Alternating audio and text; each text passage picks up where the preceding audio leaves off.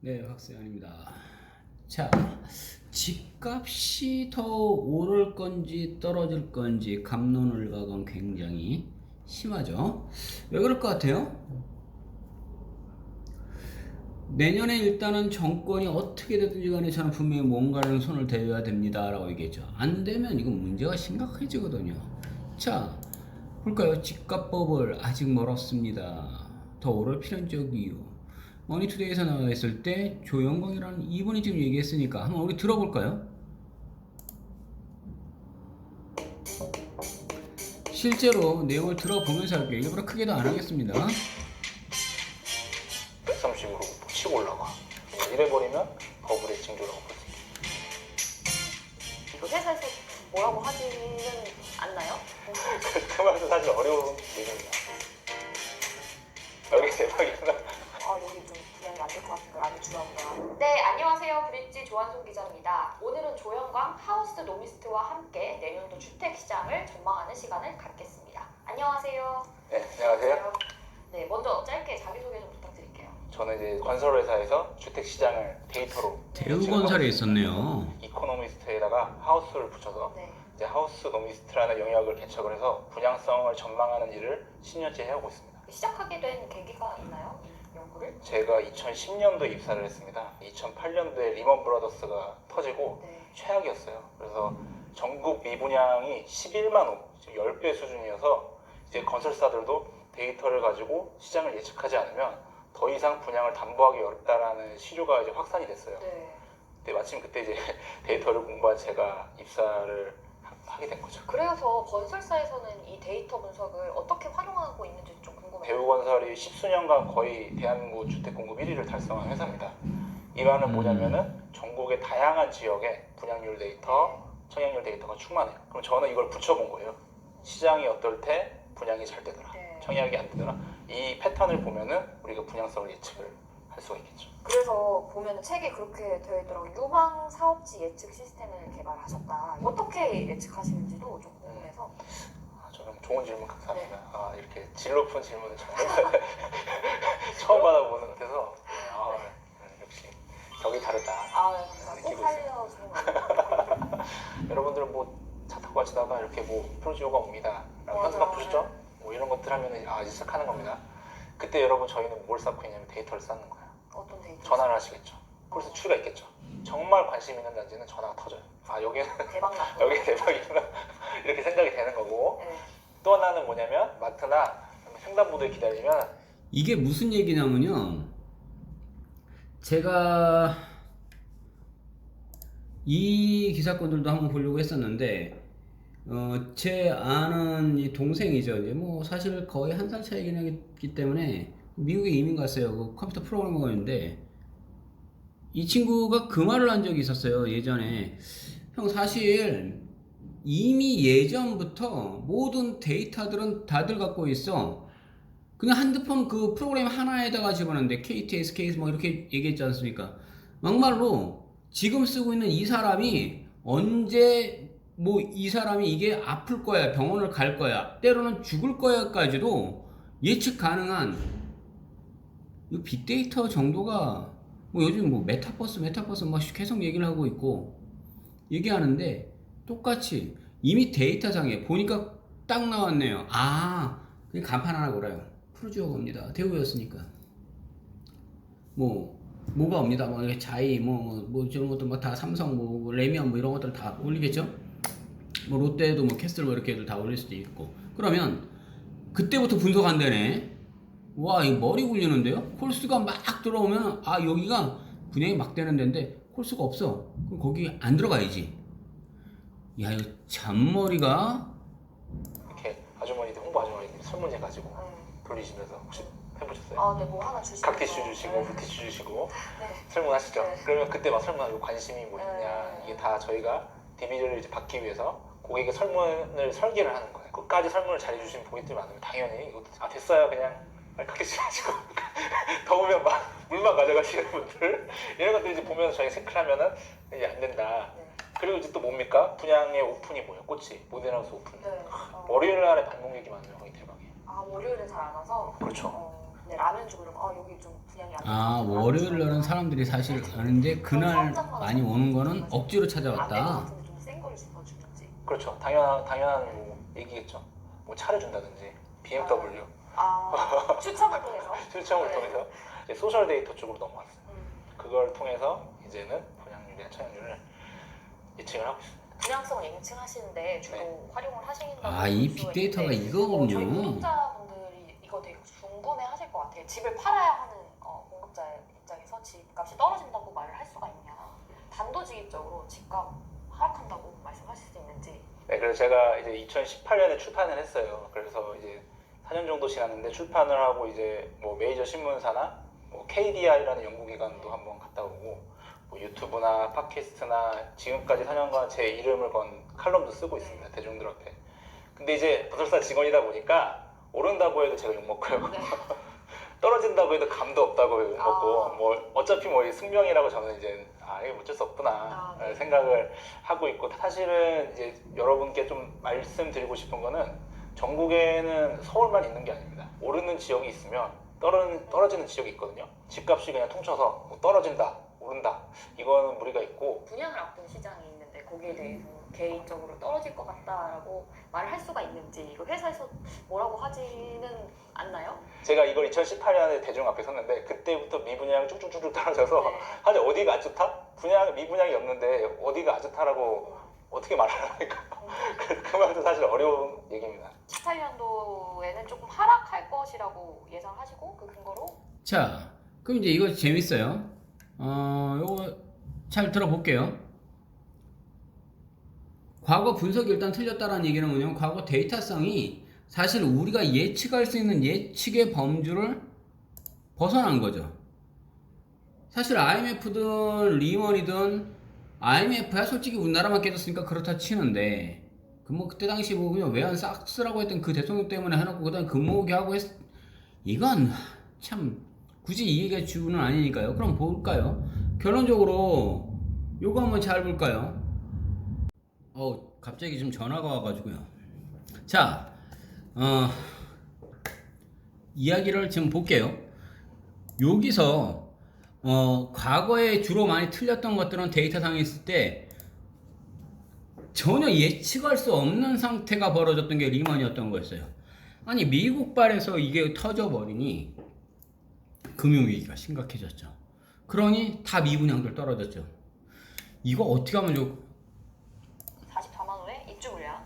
그래서 뭐 서울을 제외하면 2018년 이후에는 이전과 같은 상승을 기대하기 어렵다라고 했는데, 지금 뭐 지나고 보니까 상승세는 계속 당시 예측과 다르게 흘러간 네. 이유는 뭐라고 보시나요? 입주량도 지금 돌아봐도 2018년이 최대치거든요. 이건 이제 확실히 둔화되겠다라고 했는데 19년의 통계를 잠깐 돌아보면 두 개의 통계를 말씀을 드릴게요. 이제 부동산 114 통계가 있는데 네. 거기에서 이제 19년 1분기 때 전기 대비 마이너스 한 0.2%, 네. 서울은 마이너스 0.4% 떨어졌단 네. 말이에요. 그리고 2분기 때도 0%였어요. KB 통계는 19년 상반기 동안 서울이 마이너스 0.9%, 네. 서울이 마이너스 0.5%. 그때 유일하게 마이너스를 살짝 발을 담갔단 말이죠. 그리고 무슨 일이 있었냐면은 8월에 정부에서 민간 택지 분양가 상한제를 발표를 해요. 네. 그래서 이 시점 이후로 완전히 이제 매매 가격이 공급 뭐 안 된다 해가지고 완전 안드로메다로 간 것이고. 자, 얘기해 볼까요? 시장 경제에 관이 뛰어들면요 어떤 일이 벌어지는지 보게 될 거예요. 관은요 좀 잘했는지 한번 볼게요.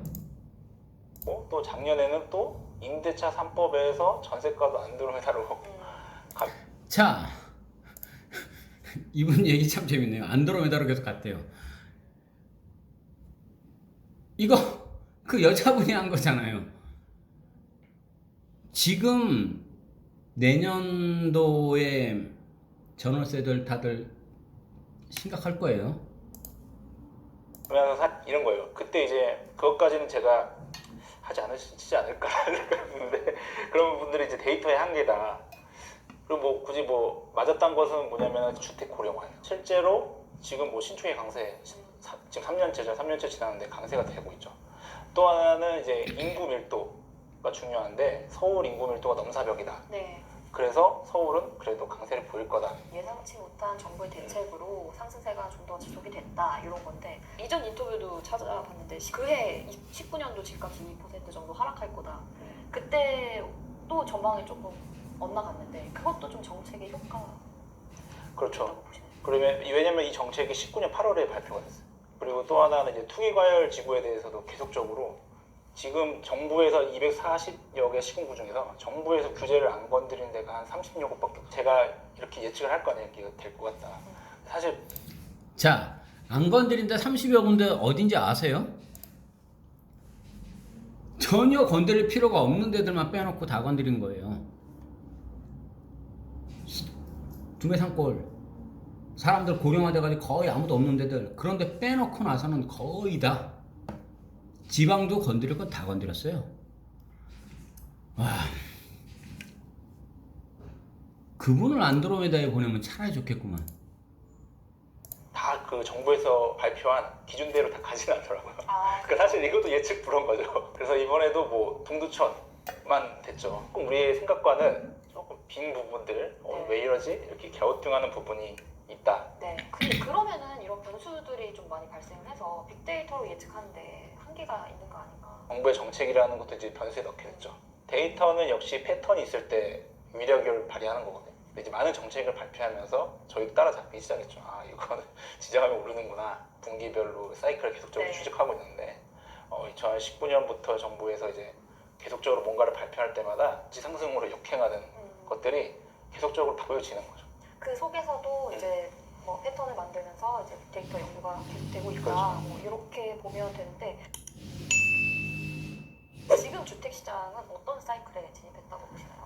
지금은 일단은 이제 정부 6개월 정도 남았잖아요. 임기가. 네. 사람들이 내성이 돼 있고 또 신뢰가 많이 떨어진 상황입니다. 불신 이런 게 이제 자, 어차피 불신의 벽은 이제 한계를 뚫었고요. 그렇다면 결론적으로 지금 뭐 3박자 맞으면 터집니다.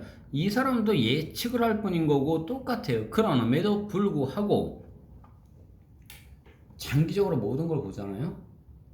부동산은 진짜로 불패였어요. 그걸 잘 살펴보고 계속 볼게요. 이 사람은 6개월이라고 그랬는데 이게 19일인데 오늘인데 자 계속 좀 볼게요. 시너지를 발휘해서 아이고. 매매가도 완연한 상승 사이클에 있고 전세가도 아까 말씀드렸다시피 완연한 상승 사이클이에요. 차이가 뭐냐면 네. 2006년 버블기에는 네. 매매 사이클만 혼자 이렇게 튀어갔어요. 전세가는 그냥 따라가려고 말랑하다가 터진 거예요. 근데 지금은 매매뿐만 아니라 임대차 3법 때문에 뭐 계속 말씀드리겠지만 전세까지 동반 상승이에요. 다시 말해서 매매를 전세가가 받쳐주고 있는 상황이에요. 네. 가격이 높아? 버블이네? 이거는 사실은 19년, 20년, 21년 문법이에요. 전세까지 동반 상승하는 상황에서 모멘텀이다. 버블보다는. 그래서 내년 뭐 22년 상반기까지는 뭐 이런 추세가 계속 가지 않을까 판단이 됩니다.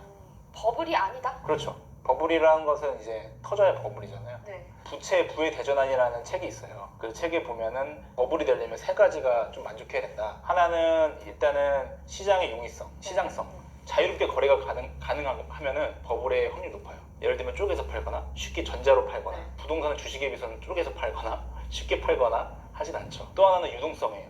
유동성이 막 투입되느냐 뭐 이런 부분이에요. 왜 더 대출 받아 이런 경우에 이제 터질 수 있는데 이제 주택 같은 경우에 아시다시피 지금 대출을 못 줄여서 지금 안 달리는 부분이기 때문에 딱 하나입니다. 심리 부분이에요.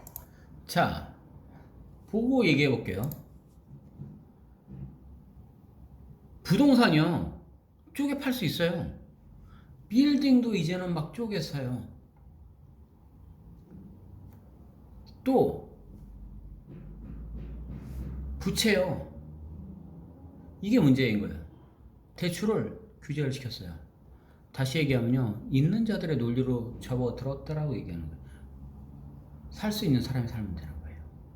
자, 근데 이게 심리적인 요인이다? 한번 볼까요? 한국은행에서 발표하는 주택가격 전망 CSI라는 게 네. 있어요. 물가지수에 포함되어 있는데 그게 이제 집값과 가장 유의미하게 같이 물려 들어가는 심리 지표입니다. 근데 이게 100 정도 넘으면은 올라간다 이렇게 보시면 되는 거거든요. 지금 서울의 심리 다 포인트는 넘었어요. 120포인트를 왔다 갔다 하고 있어요. 그러니까 올라간다는 소리죠. 심리 자체가.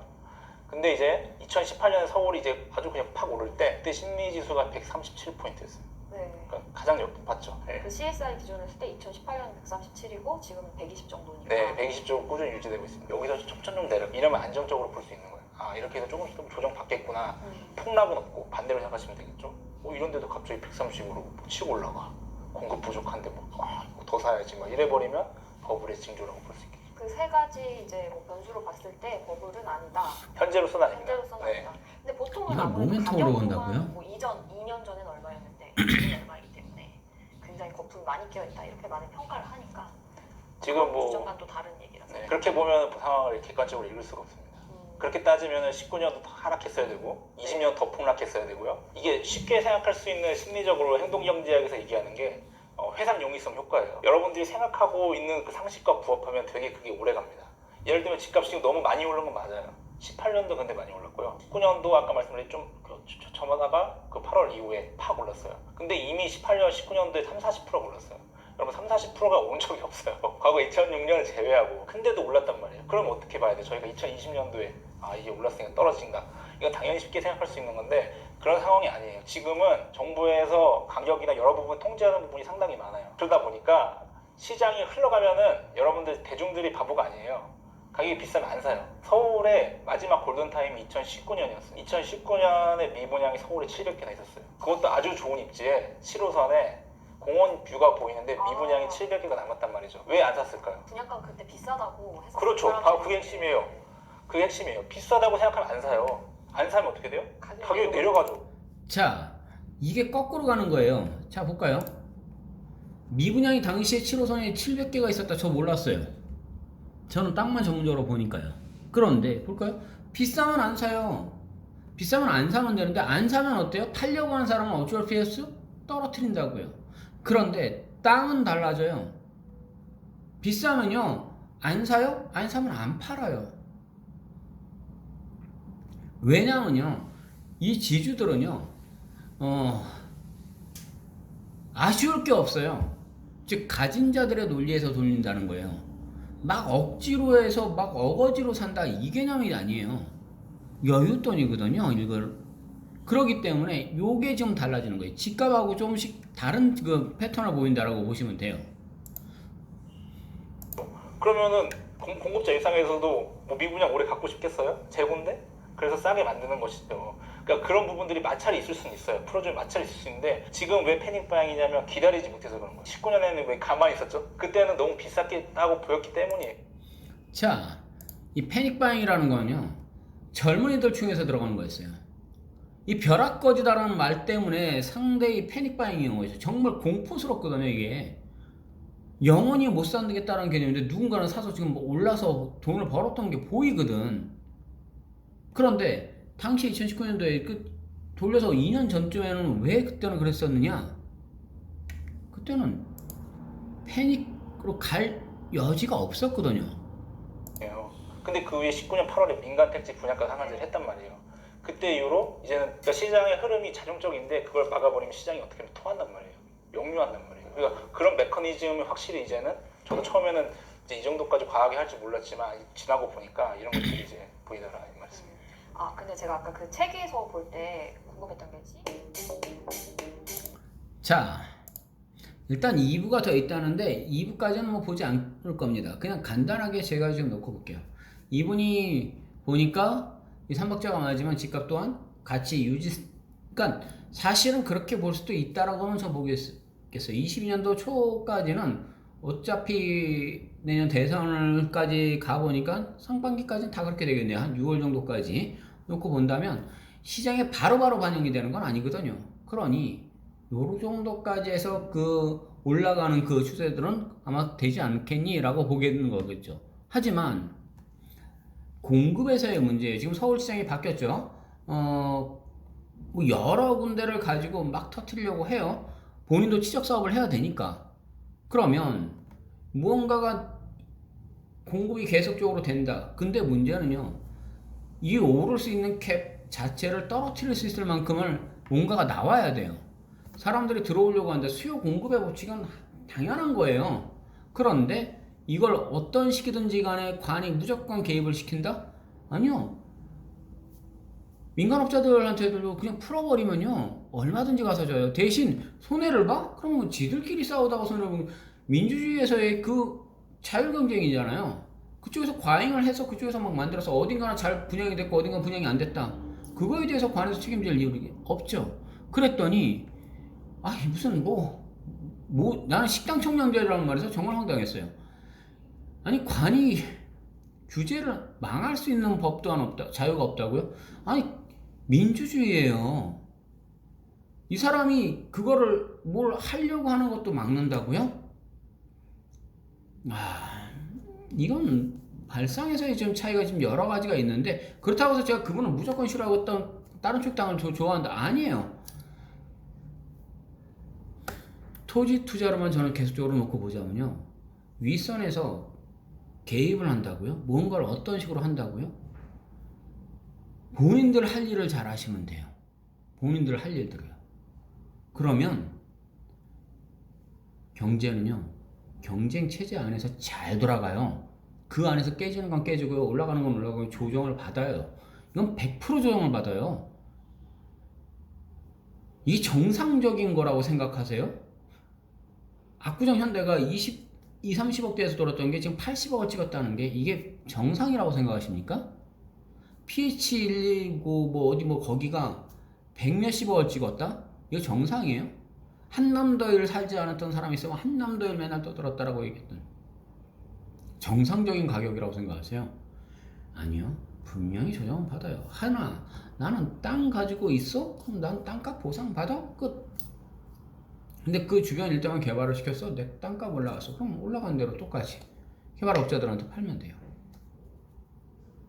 수익만 보고요. 세금을 내라고요? 당연히 정당하게 세금을 내면서 많이 올라갔으니까 많이 낸다. 이게 강남 부자들의 기본적인 논리예요. 세를 많이 올리고 무슨 보유세를 올리고 어떻게 올린다? 그럼 당연히 월세 똑같이 올려버린다. 편한 거예요. 관에서 뭔가를 내놓는다고요? 그럼 누가 죽느냐고요? 없는 사람이 죽어요. 이 말을 꼭 기억하십시오.